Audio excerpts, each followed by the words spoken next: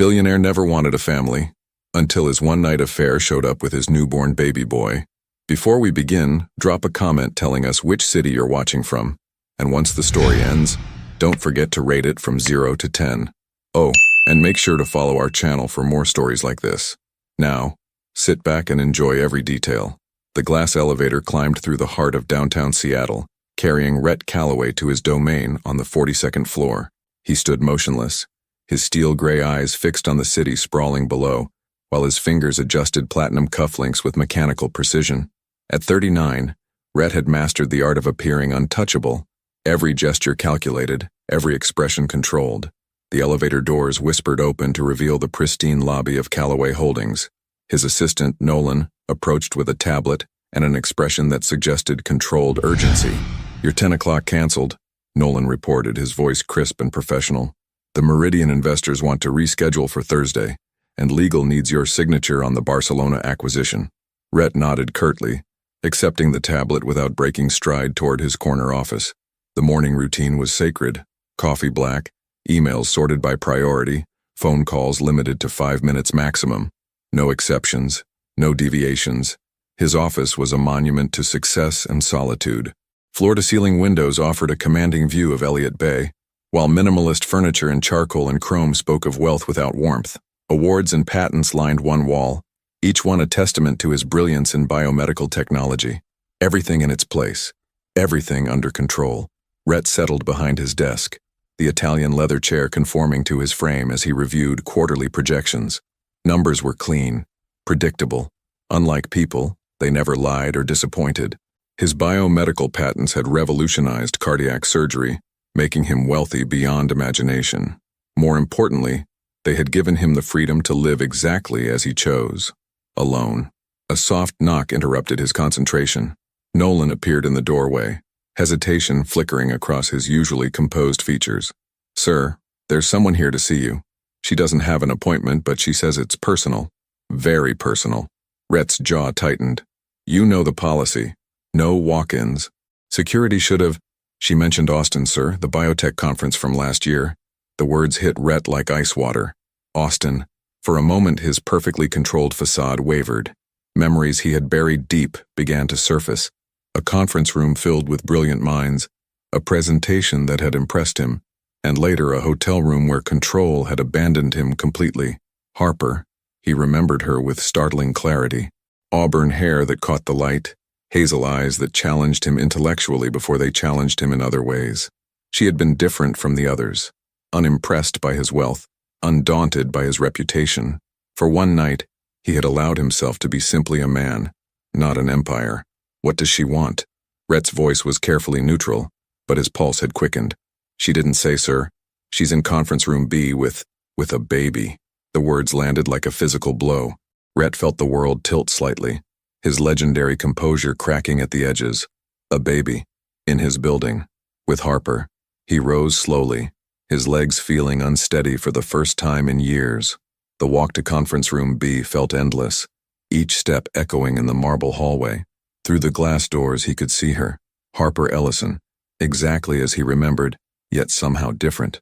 She sat with her back straight, cradling a small bundle against her chest. Rhett paused at the threshold, his hand frozen on the door handle. Whatever lay beyond this moment would change everything. He had built his life on the foundation of no surprises, no complications, no emotional entanglements. But as he watched Harper gently rock the baby in her arms, he realized that some forces were beyond even his control. The door opened, and Harper looked up to meet his eyes. In that instant, 8 months collapsed into nothing. The baby, his son, he somehow knew with terrifying certainty, gazed at him with eyes the exact shade of gray as his own. Harper's voice was steady, professional, cutting through the silence like a blade. "Hello, Rhett. We need to talk. Have you ever had a moment that changed everything? A single encounter that shattered the walls you spent years building? What would you do if your past walked through your door, holding the future you never knew you wanted?" The conference room felt smaller than it was, the air thick with unspoken tension. Rhett closed the door behind him, his movements deliberate despite the chaos raging in his mind. Harper sat across from him, the baby nestled against her shoulder, tiny fingers curled around a soft blue blanket. She looked tired, the kind of bone-deep exhaustion that spoke of sleepless nights and endless worry. Yet there was something fierce in her posture, a quiet strength that he remembered from that night in Austin. Her auburn hair was pulled back in a simple ponytail, and she wore a navy dress that was professional but clearly off the rack. No designer labels, no jewelry except for a simple silver watch. "His name is Elijah," Harper said without preamble, her voice steady but soft to avoid disturbing the sleeping child. "He's 8 months old, born on March 15th at Swedish Medical Center." Rhett remained standing, his hands clasped behind his back. The math was simple. March meant conception in June. The biotech conference had been June 12th. He felt his chest tighten as the reality settled over him like lead. "Why now?" His voice was rougher than he intended. 8 months, Harper. Why wait 8 months? She shifted the baby slightly, and Rhett caught a glimpse of the child's profile, the strong jawline that mirrored his own, the shock of dark hair. His heart hammered against his ribs. "I needed time," Harper replied, meeting his gaze directly. "Time to figure out if I could do this alone. Time to make sure I wasn't coming to you out of desperation or some misguided hope for something that was never going to happen. And your conclusion? I can do it alone." Her chin lifted slightly. "I have been doing it alone. I have a good job, a small apartment in Fremont. Elijah is healthy, happy. He doesn't need anything from you." The words stung more than they should have. "Then why are you here?" Harper was quiet for a long moment, her fingers tracing gentle circles on the baby's back. When she spoke, her voice was softer, more vulnerable. "Because I kept thinking about my father. How he never knew I existed until I was 16 and tracked him down myself. How angry I was that my mother had made that choice for both of us." She looked down at Elijah, then back at Rhett. "I didn't want to make that same decision. Whatever kind of man you are, whatever kind of father you might or might not be, that should be your choice to make." Rhett moved closer, his steps measured. The baby stirred slightly, and Harper began a gentle swaying motion that seemed instinctual. He found himself studying the child's features with an intensity that surprised him. The curve of the ears, the shape of the nose, the way Elijah's mouth moved slightly in sleep. "You're certain he's mine?" "I'm certain." Harper's voice carried no defensiveness, just quiet certainty. "But I understand if you want proof. I brought copies of his birth certificate and medical records. We can arrange for DNA testing if that's what you need." Rhett had built his empire on verification, on facts and figures and legal documentation. But looking at this child, at Elijah, he felt something shift inside him. The resemblance was undeniable, but it was more than that. Something primitive and fundamental was stirring, a recognition that went deeper than logic. "What do you want from me?" he asked. "Nothing." The word came without hesitation. "I'm not here for money, Rhett. I'm not here for marriage or some fairy tale ending. I make enough to support us, we're fine." "Then what?" Harper stood slowly, cradling Elijah against her chest. The baby's eyes fluttered open, steel gray, exactly like his father's, and fixed on Rhett with the curious, unfocused gaze of infancy. "I want you to know he exists," she said simply. "I want you to know that he's smart and strong and he laughs when I sing to him. I want you to know that he has your eyes and your stubborn streak. And then I want you to decide, for yourself, not because of obligation or pressure or guilt, whether you want to be part of his life." Rhett felt something crack inside his chest as he stared into those familiar gray eyes. This tiny person, this unexpected consequence of a moment he had tried so hard to forget, was staring back at him with perfect trust. Elijah reached out with one small hand, fingers grasping at the air between them. Without thinking, Rhett extended his index finger. Elijah's tiny fist closed around it with surprising strength, and Rhett felt his carefully constructed world shift on its axis. "He needs to eat soon," Harper said quietly, breaking the spell. "I should go." She moved toward the door, but Rhett's voice stopped her. "Harper." She turned back, and for a moment he saw past her composure to the uncertainty beneath. She was scared too, he realized.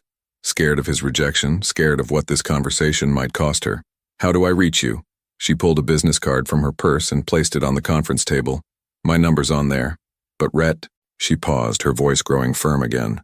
"Don't call unless you mean it. He's too little to understand disappointment now, but he won't always be. If you're going to walk away, do it now." The door closed behind her with a soft click, leaving Rhett alone with the lingering scent of baby powder and the weight of a decision that would define the rest of his life. He stared at the business card on the table, Harper's name printed in simple black letters. Outside the window, Seattle continued its relentless pace, unaware that everything had changed. Rhett Calloway had spent 39 years avoiding exactly this kind of complication. Now he had less than 24 hours to decide if he was ready to become the one thing he'd never wanted to be: a father. Rhett's penthouse apartment had always been his sanctuary, 30 floors above the chaos of the city, wrapped in silence and expensive minimalism. Tonight, it felt like a prison. He stood at the floor-to-ceiling windows, a tumbler of aged scotch untouched in his hand, watching the lights of Seattle blur together in the darkness. 48 hours had passed since Harper walked out of his conference room, and he hadn't slept more than an hour at a time. Every time he closed his eyes, he saw those steel-gray eyes staring back at him, tiny fingers wrapped around his own. His phone buzzed on the marble counter. Nolan's name appeared on the screen. The Meridian meeting got moved to tomorrow. Nolan's voice was carefully neutral. And legal called about the Barcelona contracts. They need your review by— Cancel everything, Rhett said, surprising himself with the words. Sir? Tomorrow. Cancel everything tomorrow. There was a pause. In 5 years of working together, Rhett had never canceled a full day of meetings. Are you feeling all right? Rhett almost laughed. All right. He was falling apart at the molecular level, but sure. I'm fine, just handle it. After ending the call, he found himself walking to his home office. A room lined with leather-bound books he'd never read, and awards that suddenly felt hollow. He sat at his computer, and after a moment's hesitation, opened a browser window. Child development 8 months, he typed. The search results flooded his screen. Articles about motor skills and feeding schedules, sleep patterns, and first words. He clicked through page after page, absorbing information he'd never thought he'd need. Somewhere around midnight, he was reading about the importance of paternal bonding when his phone rang. Harper's name on the caller ID made his pulse spike. Rhett? Her voice was strained, exhausted. I'm sorry to call so late, but can you drive? Do you have a car? What's wrong? Elijah has a fever. It spiked to 102 and won't come down. I called my pediatrician and she said to take him to the ER, but my car won't start. And the cab company said it could be 40 minutes and I'm coming. Rhett was already moving toward his keys, the scotch abandoned. What's your address? You don't have to. Harper, address. She rattled off an address in Fremont, and Rhett was in the elevator before she finished speaking. His Aston Martin roared to life in the parking garage, and he found himself breaking every speed limit between downtown and the modest neighborhood where Harper lived. Her apartment building was a converted craftsman house, the kind of place young professionals lived before they could afford something better. He took the steps to the second floor 2 at a time and knocked on the door marked 2B. Harper opened it immediately, as if she'd been waiting by the window. She had changed into jeans and an oversized sweater, her hair loose around her shoulders. Elijah was in her arms, wrapped in the same blue blanket from the conference room, his face flushed with fever. Thank you, she breathed, grabbing a diaper bag from a chair by the door. I know this isn't— I didn't know who else to call. Rhett found himself studying the baby's face with an intensity that surprised him. Even sick, Elijah was beautiful. Delicate features that somehow managed to look strong, thick lashes that any woman would envy. When the baby's eyes opened and fixed on him, Rhett felt that same jolt of recognition. How long has he been like this? Since about 6. I've been giving him baby Tylenol, but it's not helping. Harper's voice cracked slightly. He's never been this sick before. I don't know if I'm overreacting or— You're not. Rhett took the diaper bag from her hands. Come on. The drive to Swedish Medical Center was tense and quiet, except for Elijah's occasional fussing. Harper sat in the passenger seat, murmuring soft reassurances to the baby, while Rhett navigated the empty late-night streets with precision. He found himself stealing glances at them in the rearview mirror, struck by how natural Harper looked as a mother, how completely she seemed to understand what the baby needed. The emergency room was bright and sterile, filled with the kind of people who ended up in hospitals at 1 in the morning. A construction worker with a bandaged hand, an elderly woman clutching her chest, a teenager with his worried parents hovering nearby. Harper checked in at the front desk while Rhett found seats in a quiet corner. It might be a while, she said, settling beside him with Elijah still feverish in her arms. Thank you for bringing us. I can call a cab when— I'm staying. She looked at him with surprise. You don't have to do that. I know. They sat in companionable silence, watching the controlled chaos of the emergency room. A nurse called out names, doctors moved with purposeful urgency, and somewhere down the hall, a baby was crying. Harper began humming softly, something Rhett didn't recognize but found oddly comforting. Is that what you sing to him? He asked quietly. Harper nodded. My grandmother used to hum it to me when I was little. I don't even remember the words anymore, just the melody. Elijah's breathing seemed to ease slightly at the familiar sound. Rhett watched the baby's face relax, tiny features smoothing into something approaching peace despite the fever. How do you know what to do? The question escaped before he could stop it. Harper smiled sadly. I don't, most of the time. I'm just making it up as I go along, hoping I don't mess him up too badly. But you seem so natural at it. Do I? She looked down at Elijah, brushing a strand of dark hair away from his forehead. I spent the first 3 months crying almost as much as he did. I had no idea what I was doing. I still don't, really. But you figure it out because you have to. Because someone needs you to figure it out. Rhett felt something twist in his chest at her words. Someone needs you. When was the last time anyone had truly needed him? His employees needed his decisions, his investors needed his vision. But this was different. This was raw, immediate, essential. Elijah Calloway? A nurse called from the doorway. Harper stood, then paused. I gave him my last name, Elijah Ellison. Oh. Rhett felt an unexpected stab of disappointment. But if you want, she hesitated. If you decide you want to be part of this, we could talk about that. Their eyes met, and for a moment the noisy emergency room faded away. Rhett saw hope in her expression, carefully hidden but unmistakably there, and he realized that somewhere between the phone call and this moment, something fundamental had shifted. He wasn't just making a decision about whether to be a father. He was making a decision about who he wanted to be. The pediatric examination room smelled like disinfectant and something vaguely sweet, maybe the remnants of a lollipop from an earlier patient. Dr. Morrison, a woman in her 50s with kind eyes and steady hands, examined Elijah with practiced efficiency, while Harper held him still on the examination table. Rhett stood against the far wall, trying to stay out of the way while simultaneously absorbing every detail. The baby's cries were sharp and distressed, nothing like the soft fussing he'd heard in the car. Each wail seemed to pierce straight through him, creating an unfamiliar urgency he couldn't quite name. Ear infection, Dr. Morrison announced, clicking off her otoscope. Pretty common at this age. The fever should break once we get some antibiotics in him. Relief flooded Harper's face. So he's going to be okay? He'll be fine. Cranky for a few days, but fine. The doctor scribbled on a prescription pad. Give him this twice a day with food. The pharmacy downstairs is open 24 hours. As they gathered their things, Elijah's cries gradually subsided into exhausted whimpers. Harper bounced him gently while Rhett carried the diaper bag, a role that felt both foreign and oddly natural. I can take a cab from here, Harper said as they stepped into the elevator. You've done enough. My car's right outside. Rhett, it's 3 in the morning. You have work out? No, I don't. The words surprised him. I canceled everything tomorrow. She looked at him curiously but didn't ask why. The drive back to Harper's apartment was quieter. Elijah had fallen into a fitful sleep, occasionally stirring with small sounds of discomfort. Rhett found himself checking the rearview mirror more often than necessary, watching the rise and fall of the baby's chest. When they reached her building, Harper turned to thank him, but Rhett was already getting out of the car. You don't have to walk us up, she protested. I know. Her apartment was small but warm, filled with the kind of comfortable clutter that spoke of an actual life being lived. Books stacked on end tables, a laptop open on a desk by the window, baby toys scattered across a colorful playmat. Photos lined the mantel of her electric fireplace, Harper with friends, an older woman who might have been her mother, and several of Elijah at various stages of his short life. Can I?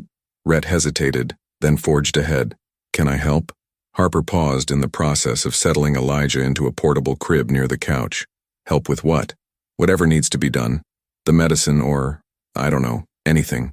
She studied his face for a long moment as if searching for something. Whatever she found there seemed to satisfy her because she nodded slowly. He'll need his next dose in 4 hours, and he gets hungry when he's sick, so I'll probably be up every 2 hours feeding him. Rhett shrugged off his suit jacket and hung it over the back of a chair. Then I'll stay up too. Rhett, you don't understand. It's not just tonight. This is what it's like. The sleepless nights, the worry, the constant, I want to understand. The simple honesty in his voice seemed to surprise them both. Harper sank onto the couch, suddenly looking as exhausted as she probably felt. Why? She asked quietly. Rhett sat on the other end of the couch, careful not to crowd her space. Because 2 days ago I didn't know he existed, and now I can't stop thinking about him. About what would have happened if you hadn't come to tell me. About what kind of man that would have made me. You didn't know, but you did. You've been doing this alone for 8 months and you didn't have to tell me at all. You could have just handled it, like you've been handling everything else. Harper pulled a throw pillow into her lap, hugging it against her chest. I thought about it. Not telling you, I mean. It would have been easier. Why didn't you? Because, she looked over at Elijah, sleeping peacefully despite his illness.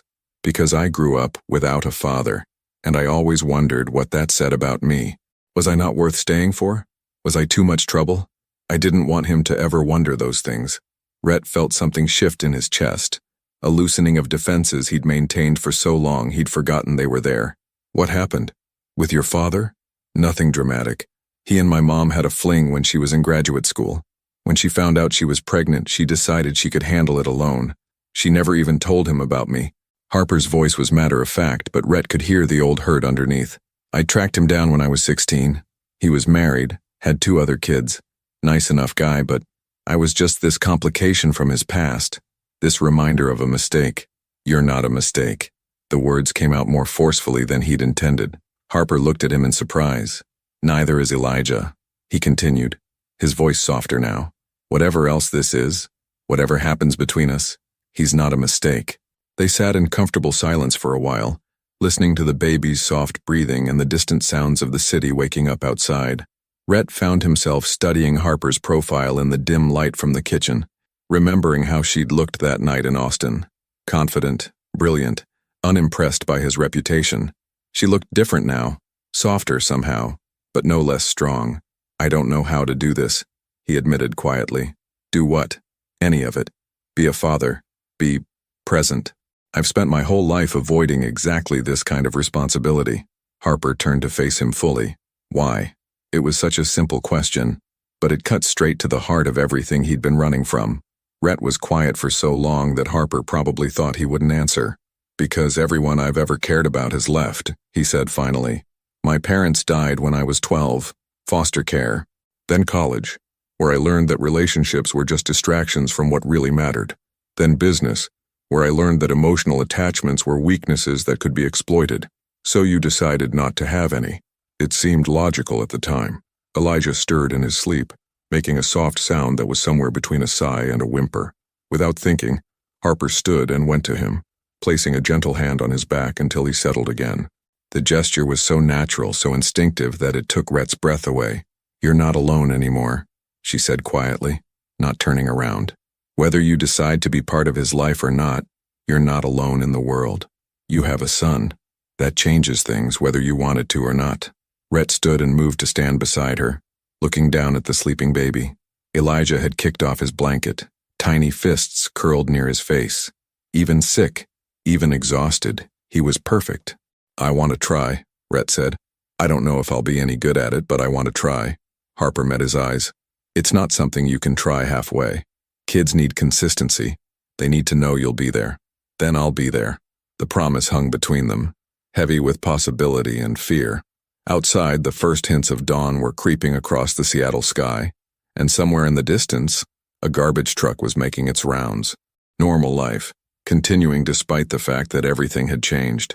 Elijah opened his eyes and looked directly at Rhett, as if he'd been waiting for this moment. And for the first time in his adult life, Rhett Calloway felt like he was exactly where he was supposed to be. 3 weeks had passed since that night at the hospital, and Rhett's life had developed a rhythm he never could have imagined. Tuesday evenings at Harper's apartment, Saturday mornings at the park, Sunday grocery runs where he found himself learning the difference between organic and regular baby food, between size 3 and size 4 diapers. This particular Thursday afternoon found him sitting on Harper's living room floor, a bottle of formula in one hand and Elijah cradled awkwardly in his other arm. The baby was fussing, pushing the bottle away with surprising strength for someone so small. He's not hungry, Harper called from the kitchen where she was packing her laptop bag for a client meeting. Try burping him. Rhett shifted Elijah to his shoulder, patting the baby's back with the same methodical precision he applied to everything else in his life. It wasn't working.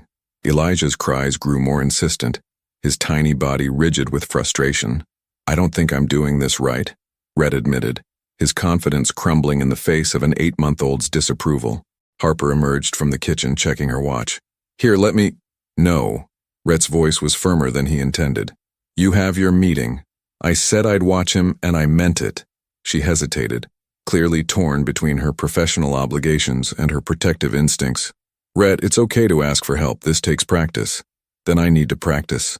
Something in his tone must have convinced her, because she grabbed her keys and headed for the door. I'll be back in 2 hours. There's extra formula in the fridge, and his favorite toy is the blue elephant. If he gets really upset— Harper.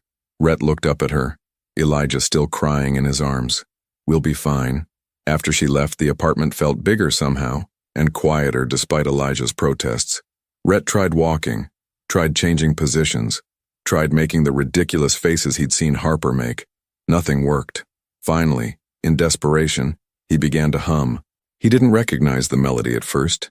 Something half-remembered from childhood, maybe something his mother had sung to him before the accident. Gradually, Elijah's cries subsided into hiccups, then into curious silence. Better? Rhett asked softly.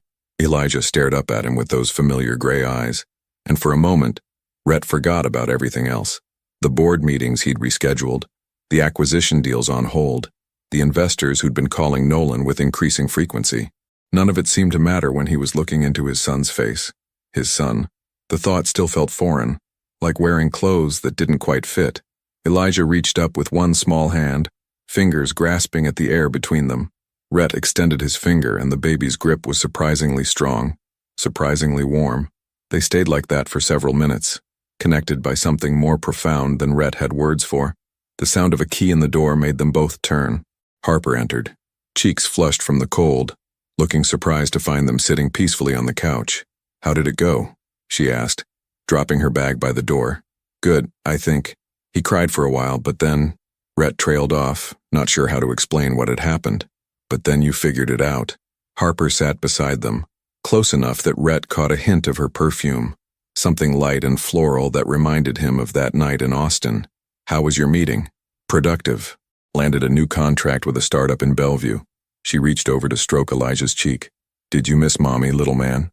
Elijah gurgled happily, clearly content in the presence of both his parents.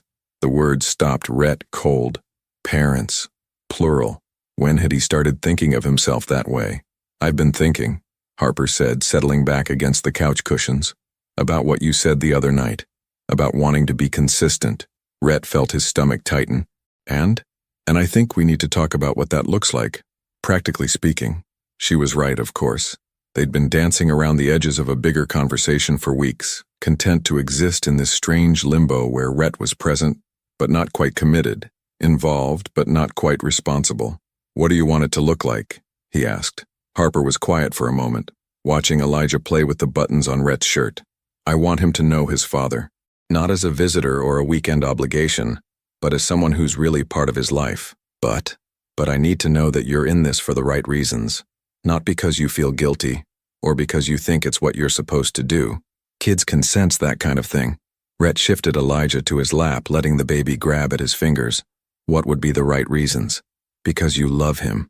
Because you can't imagine not being part of his life. Because when you look at him, you see possibility instead of obligation. The words hung between them, a challenge and an invitation all at once. Rhett looked down at Elijah, who was now attempting to gnaw on his thumb with 2 tiny teeth. I don't know if I know how to love someone, he said quietly. Not the way you mean. I've spent so long avoiding it that I'm not sure I'd recognize it if I felt it. Harper's expression softened. What do you feel when you look at him? Rhett considered the question seriously. Terrified, he said finally. Completely terrified. And protective, like I'd do anything to keep him safe, even though I barely know what I'm doing. That sounds like love to me. Does it? The terrified part especially. Love makes you vulnerable. It makes you worry about someone else's happiness more than your own. Elijah chose that moment to grab a fistful of Rhett's shirt and pull himself up to a standing position on Rhett's thighs. His legs wobbled with the effort, but he grinned triumphantly, showing off those 2 perfect teeth. He's getting stronger, Rhett observed, steadying the baby with gentle hands. He'll be walking soon, crawling everywhere, getting into everything. It only gets more complicated from here. Good, Rhett surprised himself by saying. I want to see what he becomes. Harper smiled, the first genuinely happy expression he'd seen from her in weeks. So what does that mean? For us, I mean. For this arrangement. Rhett looked around the small apartment, taking in the toys scattered across the floor, the high chair in the corner, the photos of Elijah's milestones lining the mantel. This was Elijah's world, his home, but it was also Harper's world, and increasingly, it was becoming Rhett's too. It means I want to be here, he said. Not just for visits or emergencies. I want to be part of his daily life, part of your daily life if you'll let me. Rhett, I know this isn't what either of us planned. I know you didn't come to me looking for a relationship, but we're in this together now, whether we like it or not. And I think maybe I want to figure out what that means. Elijah babbled something that might have been da-da, or might have been nothing at all. But when he looked up at Rhett with those gray eyes full of trust and possibility, Rhett felt something click into place. Maybe Harper was right. Maybe this was what love felt like. This fierce protectiveness. This willingness to rearrange his entire life around someone else's needs. Maybe he'd been running from the right thing all along. The Seattle Children's Museum was bustling with families on this rainy Saturday morning, the sound of children's laughter echoing off the colorful walls. Rhett pushed Elijah's stroller through the crowd, feeling distinctly out of place among the other parents in their comfortable jeans and sneakers. Even dressed down in khakis and a pullover, he still looked like what he was, a man more comfortable in boardrooms than playrooms. Harper walked beside him, pointing out exhibits to Elijah, who was wide-eyed at all the activity around him. At 10 months old, he was sitting up confidently now, babbling constantly in what sounded almost like conversation. The water play area is supposed to be good for his age, Harper said, consulting the museum map. Though he'll probably get soaked. That's what the extra clothes are for, right? Rhett had learned to pack a diaper bag with military precision, backup outfits, extra bottles, enough supplies for any conceivable emergency. They found a spot near the water table and Harper lifted Elijah from his stroller. He immediately reached for the floating toys, splashing happily as water soaked the front of his shirt. Other toddlers played nearby, their parents chatting easily about school districts and sleep schedules. First time here? A woman about Harper's age appeared beside them, watching her own daughter navigate an elaborate water maze. Yes, Harper replied. We're still figuring out the best spots for this age group. Oh, it gets easier. How old? 10 months. The woman smiled at Elijah, who grinned back with his 4 teeth on full display. He's adorable. Looks just like his daddy. Rhett felt a flush of unexpected pride at the casual recognition. The woman didn't know who he was, didn't care about his net worth or his company. To her, he was just another father spending Saturday morning with his family. His family. The phrase was getting easier to think, if not to say out loud. "Dada!" Elijah suddenly called out, reaching toward Rhett with wet hands. The sound stopped Rhett cold. It was clear, unmistakable, intentional, not babbling or coincidence, but his first real word. Harper's eyes widened and she looked at Rhett with surprise and something that might have been joy. Did he just... Rhett couldn't finish the question. "Dada? Dada?" Elijah repeated, bouncing in Harper's arms with excitement at the reaction he was getting. Rhett took a step closer, and Elijah reached for him again, this time with more urgency. When Rhett lifted him from Harper's arms, the baby nestled against his chest with complete trust, still chanting "Dada," like he'd discovered the most important word in the world. His first word, Harper said softly, and Rhett could hear the emotion in her voice. They stayed at the museum for 2 hours, moving from exhibit to exhibit as Elijah's attention wandered. Rhett found himself relaxing into the rhythm of it, following the baby's lead, cleaning up messes, preventing tiny disasters before they happened. When Elijah got cranky, Rhett was the one who knew to offer the pacifier. When he dropped his favorite toy, Rhett was there to retrieve it. It was exhausting and wonderful, and completely unlike anything in his previous experience.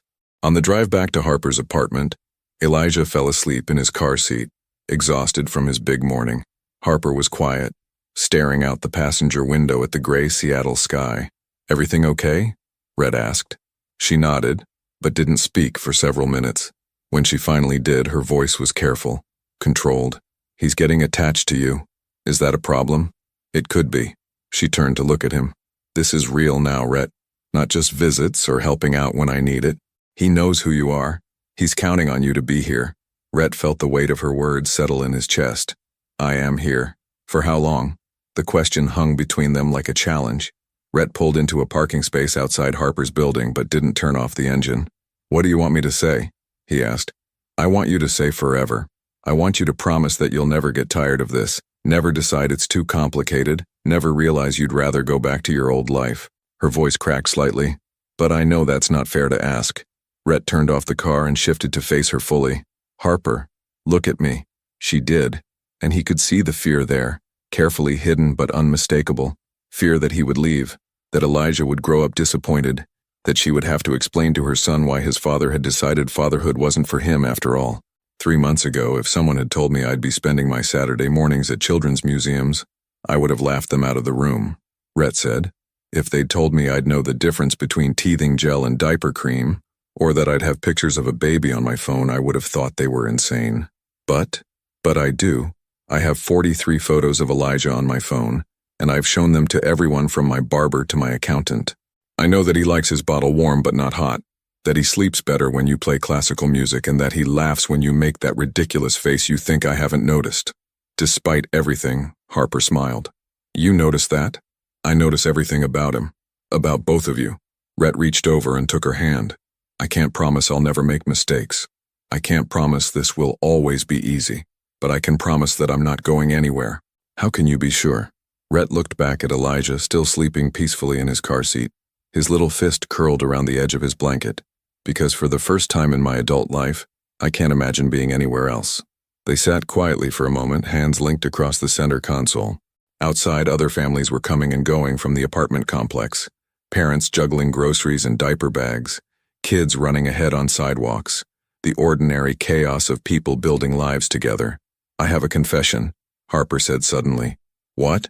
"I've been thinking about moving, getting a bigger place, maybe something with a yard, but I kept putting off looking because I didn't know. I didn't know what this was going to become. And now I think maybe I should look for a place with 3 bedrooms instead of 2. The suggestion was casual, almost offhand, but Rhett understood the magnitude of what she was offering. A place for him in their life, not just as a visitor but as a permanent fixture, a room of his own in the home they were building together. "I'd like that," he said quietly. Yeah? He squeezed her hand. "I'd like that a lot." Elijah stirred in his sleep, making the soft sounds that meant he would be waking up soon. Hungry, probably, and ready for his afternoon nap. The simple, predictable needs of a child who trusted that the people around him would take care of everything. Rhett realized he wanted to be worthy of that trust. More than that, he wanted to earn it every single day. The call came at 2:17 a.m. on a Tuesday, jarring Rhett from the first decent sleep he'd had in weeks. Harper's name on his phone screen sent his heart racing before he even answered. "Rhett?" Her voice was strained, barely above a whisper. "I need help." He was already reaching for his clothes. "What's wrong?" "It's my mom. She had a stroke. I'm at Harborview Medical Center and they're saying it's bad.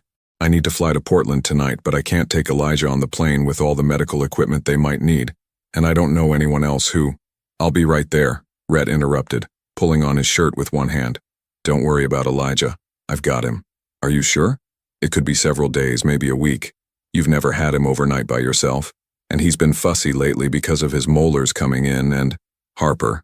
Rhett's voice was calm, steady. "I've got him. Go be with your mom." The silence stretched for a moment, then Harper's voice came back thick with unshed tears. "Thank you." 30 minutes later, Rhett stood in Harper's living room while she packed a suitcase with shaking hands. Elijah was awake in his crib, sensing the tension in the apartment even though he couldn't understand its source. "His schedule is on the refrigerator," Harper said, stuffing clothes into her bag without really seeing them. "He gets cranky if his nap is too late, and he won't eat the green baby food, only the orange stuff. And if he gets really upset at night, sometimes walking around the apartment helps, but don't let him see outside or he'll think it's playtime." "Harper." Rhett caught her hand, stilling their frantic movement. "I know his routine. We'll be fine." She looked up at him, her eyes bright with unshed tears. "What if something happens? What if I'm not here and he needs me and then he'll have me?" The words came out more confident than Rhett felt, but he meant them completely. "I know I'm not you, but I love him too. I'll figure it out." The admission seemed to surprise them both. It was the first time Rhett had said the words out loud, the first time he'd acknowledged what had been growing in his chest for months. Harper's face crumpled, and for a moment she looked very young and very scared. "I don't know how to leave him." "You're not leaving him. You're trusting me with him." "There's a difference." A car honked outside, Harper's ride to the airport. She grabbed her suitcase and headed for Elijah's room, lifting him from his crib for a long hug. He was sleepy and confused, reaching for her face with small hands. "Mama has to go help Grandma," she whispered against his hair. "But Daddy's going to take care of you, okay? Be good for Daddy." She handed Elijah to Rhett, and the baby immediately began to fuss, sensing that something was wrong. Harper kissed his forehead one more time, then stood on her toes to kiss Rhett's cheek. "Call me if anything happens. Anything at all. Go," Rhett said gently. "We'll be here when you get back." After she left, the apartment felt different. Quieter but more charged, like the air before a storm. Elijah was crying in earnest now, reaching toward the door where his mother had disappeared. "I know, buddy," Rhett murmured, bouncing him gently. "I know you want Mama, but it's just you and me for a while." The first day was manageable. Elijah was confused by his mother's absence, but Rhett managed to distract him with toys and books, with the silly songs he'd learned by watching Harper. They went to the park where Elijah crawled around on the grass and clapped at the ducks in the pond. By evening, Rhett was feeling cautiously optimistic. Then night fell. Elijah refused his bottle. He pushed away his favorite foods. When Rhett tried to put him in his crib, he screamed with an intensity that Rhett had never experienced. Not the normal fussing of a teething baby, but the heartbroken wail of a child who didn't understand where his mother had gone. Rhett tried everything. Walking, singing, different positions, different rooms, nothing worked. By midnight, they were both exhausted and frustrated. Elijah's face was red and streaked with tears, and Rhett felt like he was failing at the most important test of his life. At 1 a.m., in desperation, he called Harper. "How is he?" She answered immediately, and Rhett could hear the exhaustion in her voice. "Not great. He's been crying for hours. I've tried everything on your list and—" "Put me on speaker," Harper interrupted. Rhett did, holding the phone close to Elijah. Harper's voice filled the quiet apartment, soft and familiar. "Hi, sweet boy. Mama's here. I know you're sad and I'm sad too, but Daddy's taking such good care of you." Elijah's cries softened to hiccups, his head turning toward the sound of his mother's voice. "Can you sing to him?" Rhett asked. "That song you always hum?" Harper's voice came through the phone, wordless and soothing, the melody she'd hummed that first night in the hospital. Elijah gradually grew quiet, his body relaxing against Rhett's chest. "Better?" Harper asked when she finished. "Much. Thank you." Rhett settled onto the couch with Elijah, who was finally still. "How's your mom?" "Stable. She's going to need surgery tomorrow, but the doctors are optimistic." Harper's voice wavered slightly. "I should be there in case something goes wrong, but leaving him is— You did the right thing. Your mom needs you and Elijah needs you to not worry about him right now. We're okay." "Are you sure?" Rhett looked down at Elijah, who had fallen asleep against his chest, tiny fist curled in Rhett's shirt. "Yeah, we're okay." The next morning brought new challenges. Elijah woke up crying for his mother again, rejecting Rhett's attempts at comfort. But this time, Rhett was ready. He had Harper on video call during breakfast, letting Elijah see her face while he ate. He played recordings of her voice during nap time. He carried the phone with him throughout the day, keeping Harper connected even from 200 miles away. By the third day, they had found their rhythm. Elijah still missed his mother, but he had stopped fighting Rhett's care. He let Rhett change his diapers without squirming away. He ate his breakfast without throwing it on the floor. He even laughed when Rhett made funny faces during bath time. "You're getting good at this," Harper said during their evening video call. Elijah was on Rhett's lap, babbling at the screen and pointing at his mother's face. "I had good motivation," Rhett replied, adjusting his grip as Elijah tried to grab the phone. "How good?" Rhett met Harper's eyes through the screen. "Good enough that I never want to let either of you down again." Something shifted in Harper's expression, a softening that Rhett recognized but had never been the recipient of before. Trust, maybe, or something deeper. "I'll be home tomorrow night," she said. "Mom's surgery went well and my sister can take over for a while. How do you feel about that? Coming home, I mean." Harper smiled, and for the first time since the crisis began, it looked genuine, like "I can't wait to see my family." Family. The word settled over Rhett like a warm coat, familiar and comfortable and exactly right. He looked down at Elijah, who had fallen asleep on his lap despite all the excitement of seeing his mother on the screen. For 5 days, Rhett had been the only parent Elijah had. He'd handled fevers and tantrums, sleepless nights and endless diaper changes. He'd sung lullabies and read picture books and learned that love wasn't just a feeling. It was a choice you made every single day, even when you were exhausted and overwhelmed and had no idea what you were doing. Especially then. Harper's key turned in the lock at 9:47 p.m., the sound barely audible over the soft jazz playing from the living room speakers. She stepped inside to find her apartment transformed, not dramatically, but in small ways that spoke of a man learning to make a space comfortable for a child. Elijah's toys were organized in neat bins. A baby gate had been installed at the top of the stairs.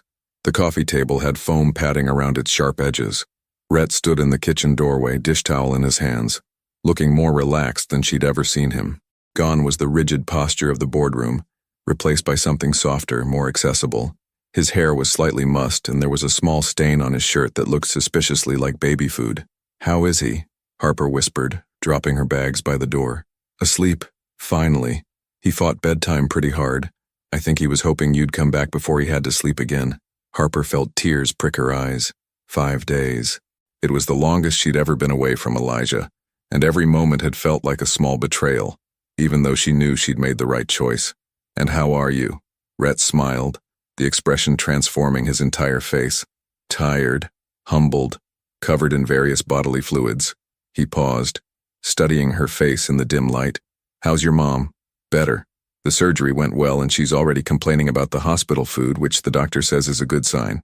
Harper moved closer, drawn by the domestic scene before her. "My sister will stay with her for the next few weeks." "Good. That's good." They stood there for a moment, separated by only a few feet but feeling the weight of everything that had happened in her absence. Harper had left trusting Rhett to care for their son, but she'd returned to find something she hadn't expected, evidence of a man who had not just survived the challenge, but embraced it. "Can I see him?" she asked. Together they crept to Elijah's room. He was sleeping soundly, one arm flung over his head, the other clutching his favorite stuffed elephant. Harper's heart clenched at the sight. He looked bigger somehow, as if 5 days had stretched into weeks. "He missed you," Rhett whispered. "But he was okay. We were okay. I can see that." Harper reached down to smooth Elijah's hair, careful not to wake him. "Thank you. For everything. I know this wasn't what you signed up for when—" "Yes, it was." Rhett's voice was quiet but firm. "Maybe not at first, but yes, this is exactly what I signed up for." They moved back to the living room, where Harper finally noticed the other changes. A new bookshelf filled with children's books, a high-quality baby monitor on the counter, family photos that hadn't been there before, pictures of the 3 of them at the museum, at the park, during quiet moments at home. "You've been busy," she observed. "I realized I didn't have any pictures of us. Of him. In my apartment, I mean. It seemed wrong somehow." Harper picked up one of the frames, a candid shot of Rhett reading to Elijah, both of them completely absorbed in the story. She didn't remember taking it, but there it was, proof of something she was still learning to believe. "Rhett," she began, then stopped. What she wanted to say felt too big, too important to risk saying wrong. "What is it?" "I need to ask you something, and I need you to be completely honest with me." He straightened slightly, and she caught a glimpse of the careful businessman he'd been before all this started. "Okay.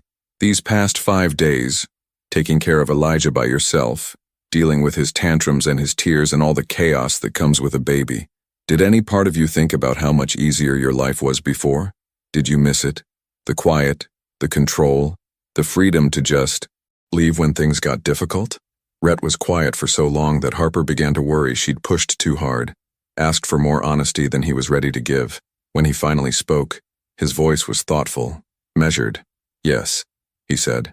"Wednesday morning, when he'd been crying for 2 hours straight and nothing I did helped, I thought about my old apartment, how quiet it was, how simple."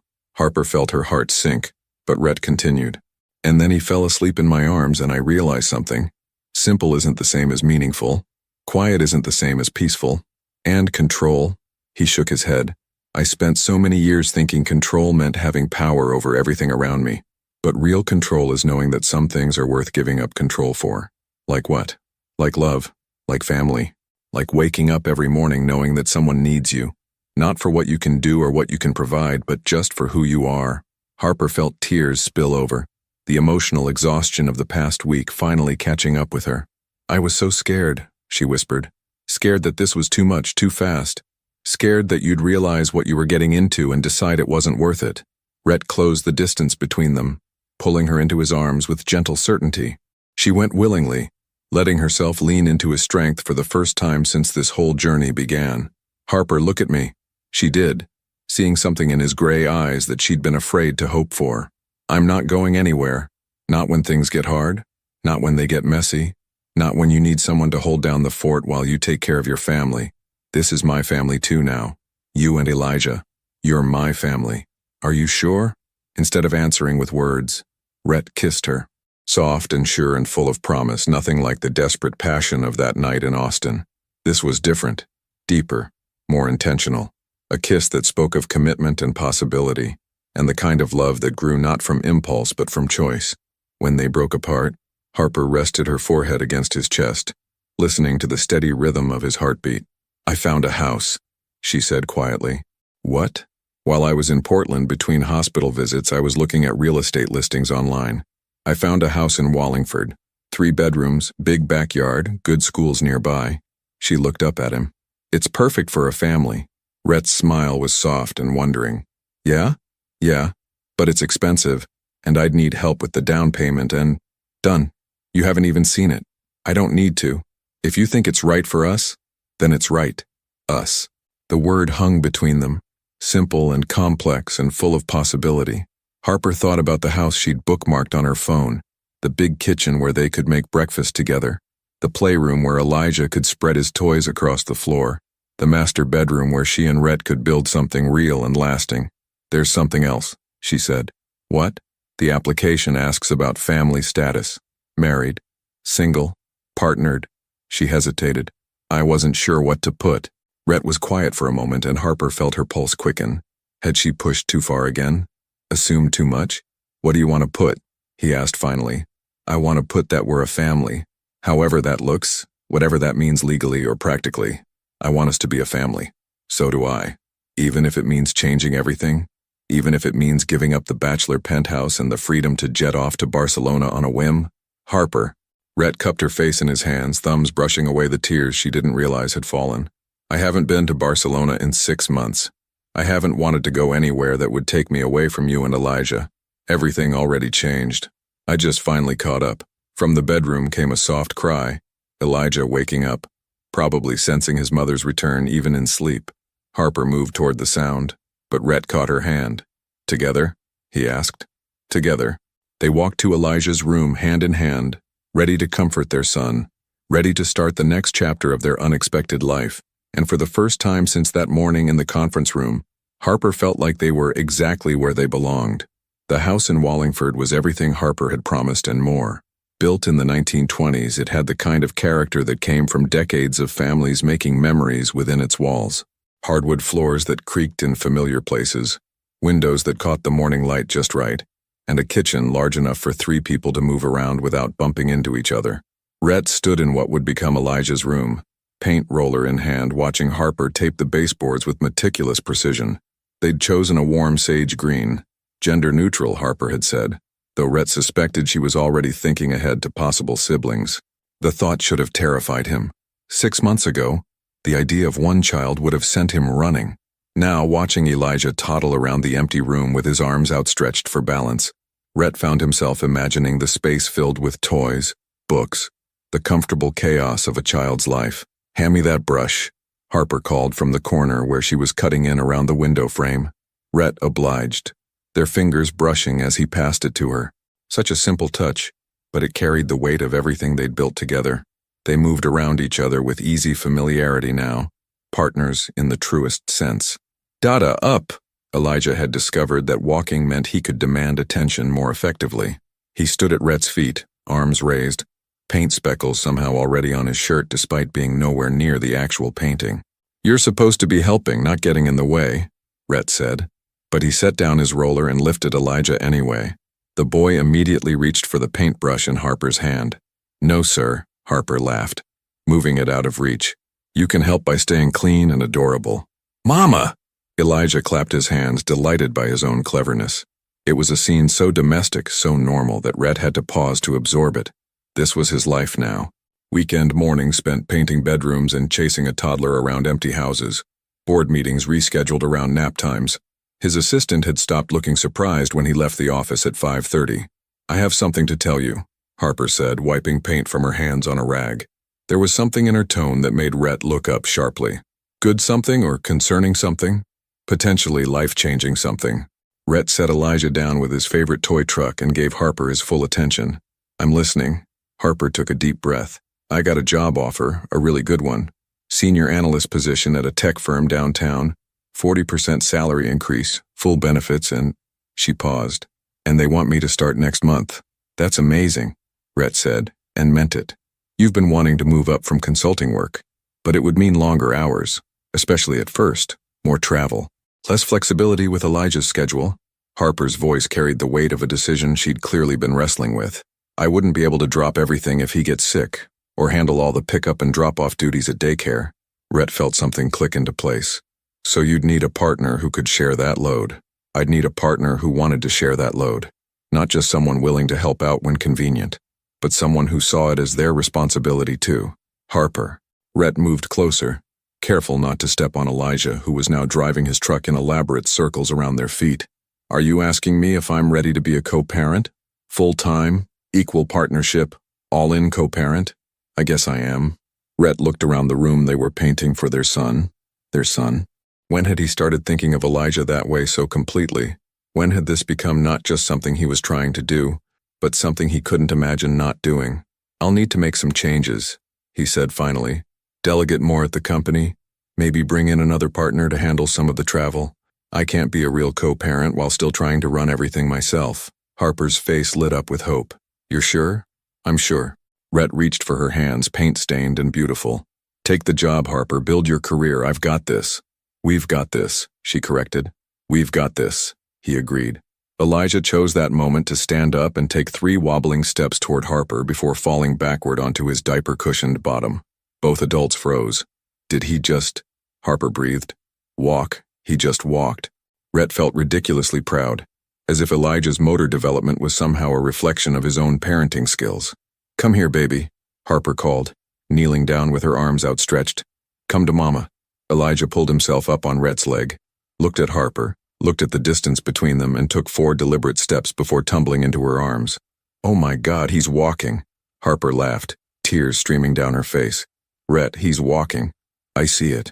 Rhett felt his own eyes fill. Such a small thing, really. Children walked every day, but this was their child, taking his first independent steps in the room they were preparing for him, in the house they were making into a home. Try it again, Harper said, setting Elijah back on his feet and moving him halfway between herself and Rhett. Go to Daddy. Elijah looked at Rhett with determination that was startling on such a young face. Then he took off, 1 foot in front of the other, arms outstretched for balance, covering the 6 feet between them like a tiny drunken sailor. Rhett caught him in his arms, lifting him high in the air while Elijah squealed with delight. That's my boy, Rhett said, the words coming from somewhere deep in his chest. That's my boy. Later, after they'd cleaned up the paint supplies and put Elijah down for his nap, Harper found Rhett standing in the backyard, looking out at the space that would soon be filled with a swing set and sandbox. Penny for your thoughts, she said, sliding her arms around his waist from behind. I was thinking about the day you walked into my office, Rhett said, leaning back against her warmth. How terrified I was, how convinced I was that my life was over. And now I realize my life was just beginning. He turned in her arms, looking down at her paint-smudged face, her hair escaping from its ponytail, her eyes bright with happiness and possibility. Harper, I need to ask you something. What? Rhett took a step back, then did something that surprised them both. He dropped to one knee right there in their new backyard, with no ring and no plan and no prepared speech. Marry me. Harper's hands flew to her mouth. Rhett, I know this isn't traditional. I know we didn't meet the traditional way or fall in love the traditional way. I know I should probably have a ring and better timing and, yes, and I should probably wait until we're more settled and, what? Yes. Harper dropped to her knees in front of him, grass stains be damned. Yes, I'll marry you. Yes to all of it. Yes to building this life together. Yes to being partners in everything. Yes to giving Elijah the family he deserves. Yes to putting up with me when I inevitably mess this up. Yes to that too. Rhett kissed her then, tasting salt from her tears and something that might have been joy. When they broke apart, both breathing hard, Harper laughed. We're going to have to tell Elijah he slept through Daddy's proposal. We'll make it up to him. We'll have plenty of firsts to share with him. Like what? Like walking down the aisle. Like teaching him to ride a bike in this backyard. Like helping him with homework at that kitchen table. Rhett looked back at the house. Their house.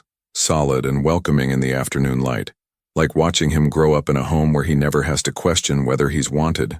Harper followed his gaze, and Rhett could see her envisioning the same future he was. Birthday parties and Christmas mornings, scraped knees and bedtime stories, the million small moments that would add up to a childhood filled with love and security. "He's so lucky," she said softly, "to have you as his father." "I'm the lucky one," Rhett corrected. "Both of you saved me from a life I didn't even realize was empty." From inside the house came the sound of Elijah waking from his nap, calling for them in the way that meant he was ready to explore the world again. Together they stood and walked toward the sound, toward their son, toward the life they were building one day at a time. And for the first time since this all began, Rhett wasn't afraid of what came next. He was excited for it. 18 months later, Rhett stood at the kitchen window of their Wallingford home, watching Elijah chase bubbles in the backyard while Harper set up his second birthday party. The morning sun caught the soap bubbles as they drifted across the grass, each one a tiny rainbow that made their son squeal with delight. "Dada! Dada, look!" Elijah pointed at a particularly large bubble, his vocabulary now including dozens of words that Rhett had helped teach him. "I see it, buddy," Rhett called back, marveling at how natural the response had become. The house hummed with the comfortable chaos of family life. Balloons tied to chairs, a dining room table covered with gift wrap and scissors, the sound of Harper's sister laughing as she helped arrange flowers. It was exactly the kind of scene Rhett had spent 40 years avoiding, and now he couldn't imagine wanting to be anywhere else.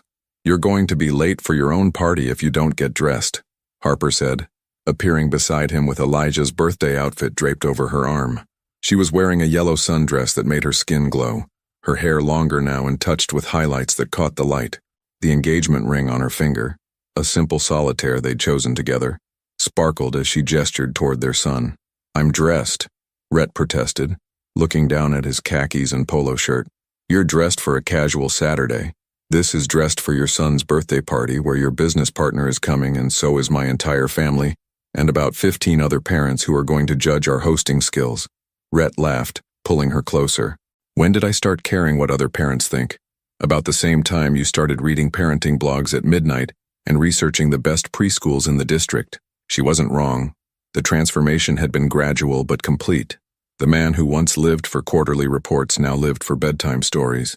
The executive who had measured success in stock prices now measured it in his son's laughter. "Daddy!" Elijah had discovered the sliding door and was now pressed against the glass, tiny handprints smearing the surface Harper had cleaned that morning. "Coming, birthday boy," Rhett called, but Harper caught his arm. "Before the chaos starts," she said, her voice suddenly serious, "I need to tell you something." Rhett felt his stomach tighten. In his experience, "I need to tell you something" rarely led to good news. "What is it?" Harper's smile was radiant. "I'm pregnant." The words hit him like a physical force. Rhett stared at her, processing the information that would once again change everything about their carefully constructed life. "Pregnant," he repeated, as if saying it would help him understand. "About 8 weeks along. I found out yesterday, but I wanted to wait until after Elijah's party to tell you. I thought." Rhett silenced her with a kiss that was fierce and joyful and completely consuming. When they broke apart, both breathless, Harper laughed. "So you're happy?" "Happy?" Rhett lifted her off her feet, spinning her around the kitchen while she shrieked with laughter. "Harper, I'm terrified and thrilled and completely overwhelmed and so deeply happy I don't have words for it. Even though this means starting over. Sleepless nights, diapers, bottles, all of it again. Especially because of that." Rhett set her down but kept his hands on her waist. "Do you know what I was thinking about this morning? I was thinking about how fast it goes. How Elijah went from being this tiny thing who couldn't hold his head up to running around the backyard in what feels like 5 minutes. And I realized I don't want to miss a second of it this time. I want to be there for every milestone, every middle of the night feeding, every moment of this baby's life." Harper's eyes filled with tears. "Even if it means more chaos? Less control over your schedule?" "Harper, look around." Rhett gestured at their kitchen, cluttered with party supplies and family photos and the beautiful disorder of a life fully lived. "I gave up control the day you walked into my conference room. Best decision I ever made. From outside came the sound of cars arriving, followed by the excited voices of family members greeting each other. The party was beginning, and their quiet moment was about to be invaded by the loving chaos of extended family and friends. "We should probably go welcome people," Harper said, but she made no move to leave his arms. In a minute, Rhett cupped her face in his hands, studying the features he'd memorized over the past year and a half. "I need to say something first." "What?" 2 years ago, if someone had told me I'd be standing in a kitchen covered in birthday decorations, planning a preschool tour for next week and getting excited about a second baby, I would have called them insane. And now? Now I realize that everything I thought I wanted, the control, the solitude, the freedom to answer to no one, it was just fear. Fear of needing someone, fear of being needed, fear of loving something so much that losing it would destroy me. Harper's thumb traced the line of his jaw. "And now you're not afraid anymore?" Rhett looked out the window at Elijah, who had abandoned the bubbles in favor of examining an ant on the patio. Their son, their stubborn, brilliant, beautiful son, who had taught Rhett what it meant to love unconditionally. "Oh, I'm still terrified," he said honestly. "Every single day. Terrified that I'll mess up, that I'll let you both down, that something will happen to our family. But I've learned something important." "What's that?" "Being afraid of losing something means it's worth having. And what we have, Harper, this family we've built, this life we're creating, it's worth everything." The doorbell rang, followed by Elijah's excited shriek from the backyard as he spotted his first party guests through the fence. "Ready?" Harper asked, smoothing down her dress and checking her reflection in the window. "For the party? For baby number 2? For whatever comes next?" "All of it." Rhett took her hand, intertwining their fingers as they walked toward the door. Behind them, the kitchen table groaned under the weight of presents wrapped in bright paper. Ahead of them, their backyard filled with the people who had become their chosen family. And in the future, somewhere between now and the holidays, another child who would call him Daddy. The thought should have overwhelmed him. Instead, it felt like coming home. "Rhett," Harper paused at the door. "I love you, not just for who you've become, but for who you chose to become. For deciding that love was worth the risk." "Harper Calloway," Rhett said, testing out the name she'd carry after their wedding next month. "I love you too, both of you, all of you." They opened the door together, greeting their guests with genuine joy, their son running circles around their legs as he showed off his new shoes to anyone who would look. The afternoon stretched ahead of them, full of cake and presents, and the beautiful chaos of a toddler's birthday party. But for Rhett, the real celebration was quieter, more profound. It was the celebration of a man who had learned that the greatest success wasn't measured in profit margins or stock prices, but in the trust of a child who called him Daddy, and the love of a woman who had shown him what he was capable of becoming. He had built an empire of glass and steel, but this was his legacy, this messy, wonderful, completely imperfect family that had saved him from a life he hadn't even realized was empty. The party swirled around them, friends and family celebrating Elijah's second year of life. But Rhett found himself already looking forward to all the birthdays to come, all the milestones and challenges and ordinary miracles that awaited them. He had spent 40 years running from exactly this kind of responsibility. Now he couldn't wait to embrace it all. Full circle. 5 years later, the Seattle Children's Museum buzzed with the same energy Rhett remembered from that first visit, but everything else had changed. He sat on a bench near the water play area, watching 3-year-old Lily carefully pour water from one container to another, while 7-year-old Elijah explained the concept of displacement to her, with the patient authority of an older brother. "She's not going to understand fluid dynamics, Eli," Rhett called out, amused by his son's academic approach to play. "She will if I explain it right," Elijah replied, his gray eyes serious behind the glasses he'd needed since kindergarten. "Look, Lily, the water moves because it needs space." Lily, who had Harper's auburn hair and Rhett's stubborn streak, ignored her brother completely and dumped an entire cup of water on the floor instead. She clapped at the splash, delighted by her own rebellion. "That works too," Rhett laughed, grabbing paper towels from a nearby dispenser. Harper appeared beside him, balancing 6-month-old James on her hip, while juggling a diaper bag and 2 sippy cups. Motherhood had made her more beautiful, not less. There was a confidence in her movements now, a quiet strength that came from knowing she could handle anything life threw at her. "How long before we need to leave for Elijah's game?" she asked, settling beside Rhett on the bench. 20 minutes. "Lily, come get dried off, sweetheart."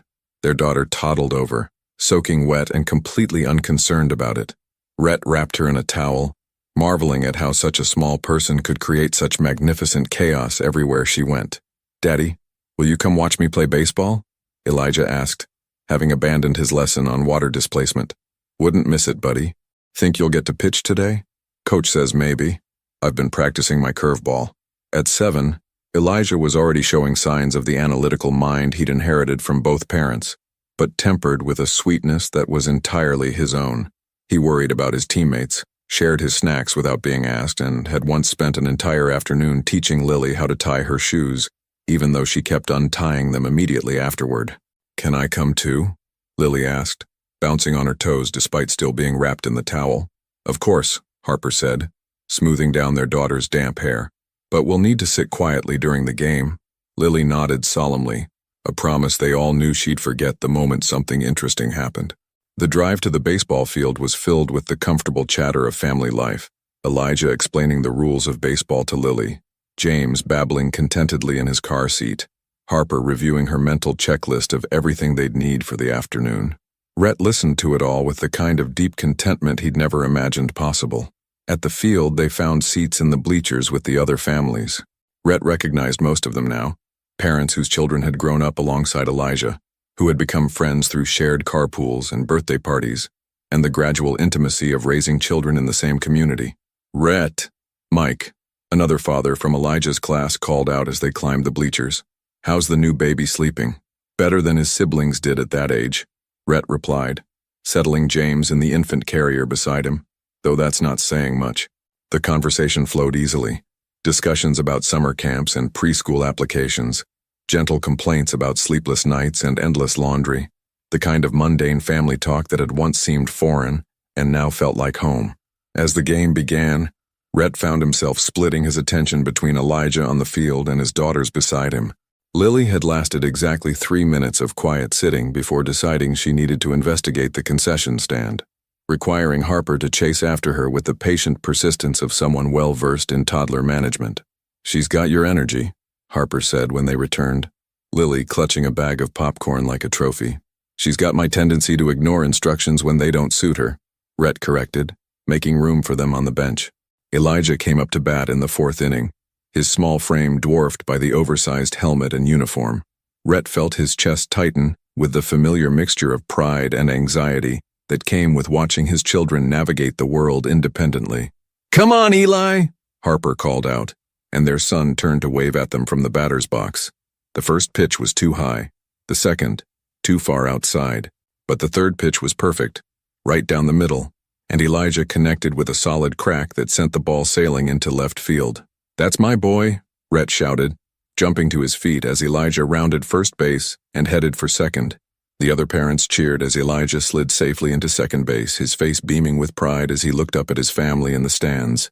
Lily had abandoned her popcorn to clap enthusiastically, and even James seemed to sense the excitement gurgling happily in his carrier. "Good hit," Harper said, squeezing Rhett's hand. "He's been practicing in the backyard every day after school." "I know, I can hear you two out there coaching him through his swing." Rhett smiled at the memory. Those evening practice sessions had become sacred time. Just him and Elijah, working on fundamentals while dinner cooked inside and the Seattle sun hung low in the sky. Sometimes Lily would join them, attempting to hit the ball with a plastic bat twice her size.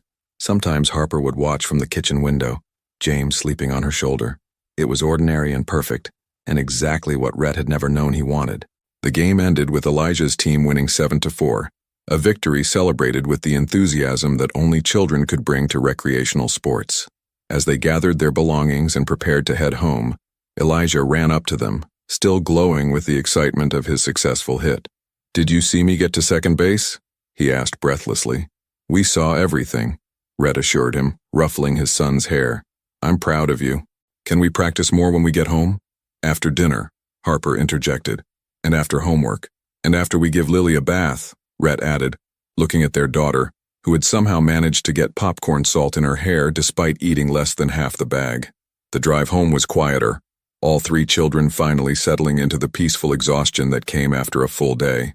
Rhett glanced in the rearview mirror at his family, Harper sorting through the diaper bag, Elijah staring out the window with the contemplative expression he wore when processing the day's events, Lily fighting sleep despite her obvious tiredness. and James sleeping peacefully in his carrier. This was his life now. Not the sterile perfection of his bachelor years, but this beautiful chaos of family, homework help and bedtime stories, birthday parties and baseball games, the constant juggling of 3 children's needs and schedules and dreams. It was messy and exhausting and completely overwhelming. It was perfect. As they pulled into their driveway, Rhett caught sight of their house, painted a warm blue now, with a front porch that held bikes and chalk drawings and evidence of children who felt safe enough to leave their mark on the world. The same house where he'd proposed to Harper in the backyard, where they'd brought each baby home from the hospital, where they'd celebrated birthdays and holidays and the million small milestones that made up a family's history. "Daddy?" Elijah's voice broke through his reverie. "Yeah, buddy? When I grow up, will I be a good dad like you?"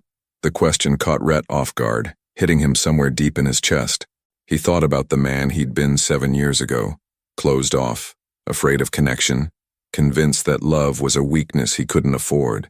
That man would never have believed he could become someone a child would aspire to emulate. "If you want to be," Rhett said finally. "Being a good dad isn't about being perfect, Eli. It's about showing up, even when it's hard. It's about putting the people you love first, even when it means changing everything about your life." "Is that what you did?" Rhett looked at Harper, who was listening with the kind of attention that meant she understood the significance of this moment. Their eyes met in the rearview mirror and she smiled. The same smile that had captivated him that night in Austin, but deeper now, richer with shared history and unconditional love. "Yeah," Rhett said, his voice thick with emotion. "That's exactly what I did, and it was the best decision I ever made." Later, after dinner and homework and baths, after bedtime stories and final drinks of water and the endless negotiations that came with getting 3 children to sleep, Rhett and Harper collapsed onto their couch in the living room that bore the cheerful destruction of family life. "Successful day?" Harper asked, curling up against his side. "The best kind of successful," Rhett replied, pulling her closer. "Chaotic, unpredictable, completely exhausting. Perfect. Even when Lily dumped an entire cup of water on the museum floor. Especially then." They sat in comfortable silence, listening to the house settle around them. Somewhere upstairs, one of the children stirred and then settled back to sleep. The dishwasher hummed in the kitchen. Outside, the neighborhood was quiet except for the distant sound of traffic on the main road. "Do you ever think about how we got here?" Harper asked quietly. "All the time." Rhett traced circles on her shoulder, marveling at how natural the gesture had become. "Sometimes I can't believe it's real, that this is actually my life. Any regrets?" "Only one." Harper lifted her head to look at him, and Rhett could see a flicker of uncertainty in her eyes. "I regret that it took me so long to find you," he said. "I regret all the years I spent thinking this kind of happiness was impossible, or that I didn't deserve it. I regret that I almost missed it completely, but you didn't miss it."